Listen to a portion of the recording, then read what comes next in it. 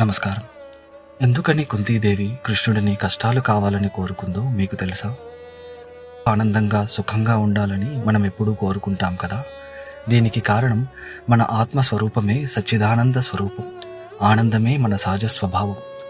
కుంతీదేవి ఒక మహారాణి, పాండవులకు తల్లి.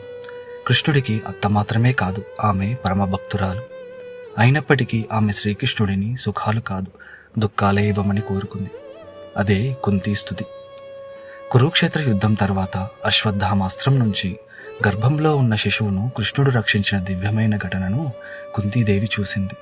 అప్పుడు కృష్ణుడితో ఇలా వేడుకుంది: విషమిచ్చిన ఆహారం నుంచి, అగ్ని ప్రమాదం నుంచి, అరణ్యవాస కష్టాల నుంచి, యుద్ధాల నుంచి నీవే మమ్మల్ని కాపాడావు. అశ్వత్థామ అస్త్రం నుంచి కూడా కాపాడావు. అటువంటి కష్టాలు మళ్ళీ మళ్ళీ నాకు రావాలని కోరుకుంటున్నాను అని అంది. ఎందుకంటే మనుషులు కష్టాలలోనే భగవంతుణ్ణి ఎక్కువగా స్మరిస్తారు అనే శాశ్వత సత్యాన్ని ఆమె తెలుసుకున్నారు. ప్రాపంచిక సంతోషాలు భగవంతుణ్ణి మర్చిపోయేలా చేస్తాయని, కష్టాలు దుఃఖాలే తనను ఎప్పుడూ భగవంతుడికి దగ్గరగా భగవత్ చింతనలో ఉంచుతాయని కుంతీదేవి భావించింది.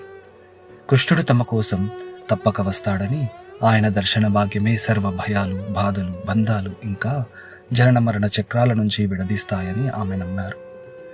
ఇదే కుంతీదేవి కృష్ణుడికి చేసిన సర్వస్వ శరణాగతి.